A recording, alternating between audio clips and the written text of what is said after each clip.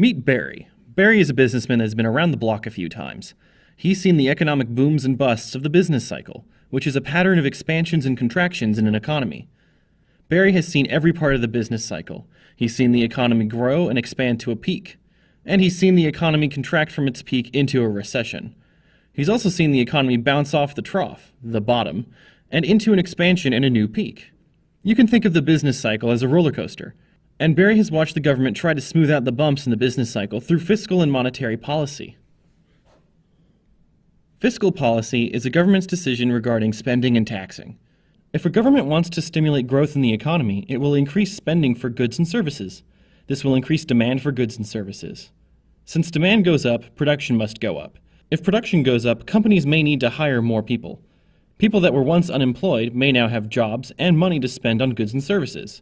This will further increase the demand and require more production, and hopefully, the cycle of growth will continue.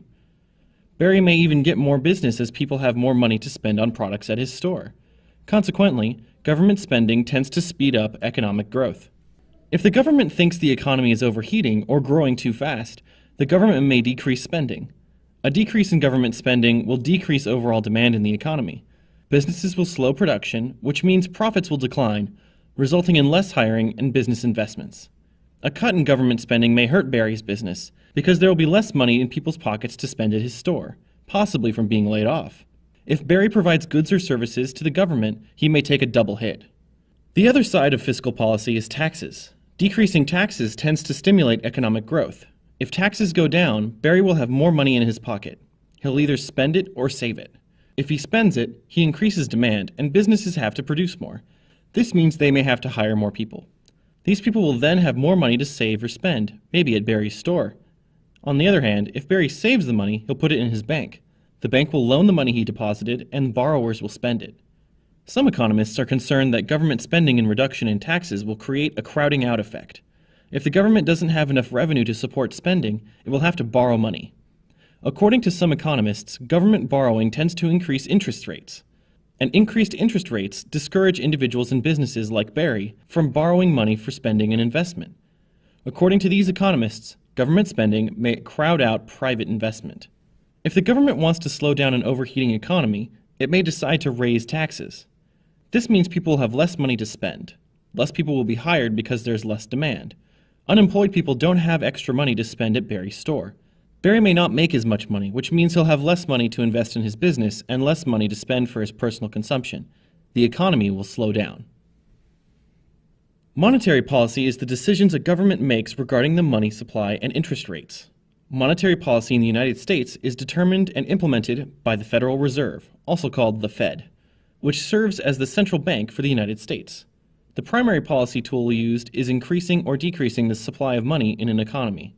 The Fed will increase the supply of money by buying government securities, such as treasury bonds. When the Fed sells these securities, it pumps money into the economy by trading dollars for securities. It will decrease the money supply by selling government securities, which means that it's sucking up dollars and replacing them with the securities. This process is called open market operations. It's the Fed's primary policy tool because it can affect spending and interest rates, as we will see later. If the economy is heading into a recession, a central bank will increase the money supply, which is expansionary policy. Increasing the money supply tends to reduce interest rates, since there's more money to loan and the banks have to compete for business from people like Barry. Since money is easier to get, people will spend more and businesses will invest more. This creates more demand for goods and services. More demand means more production, which will require more employees. Formerly unemployed people now have money to spend. This also increases demand, which requires more production and more employees. Barry, our businessman, benefits because of the availability of cheap financing for his business expansion and from customers with more money to spend at his store.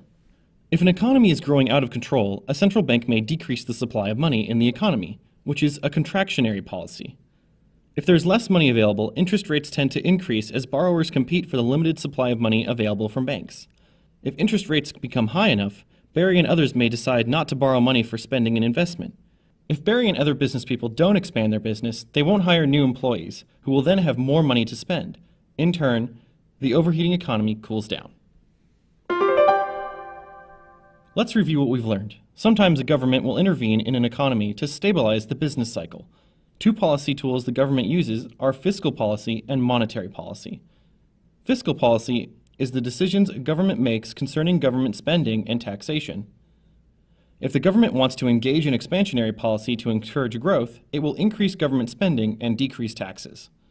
On the other hand, if it wants to slow the economy down, it will engage in contractionary policy by decreasing spending and increasing taxes. Monetary policy is the decisions a government makes concerning the money supply and interest rates. If the government wants to stimulate an economy heading towards recession, the government's central bank, or the Federal Reserve, will engage in an expansionary policy by increasing the money supply. If an economy is growing out of control, the Fed may engage in contractionary policy by reducing the supply of money.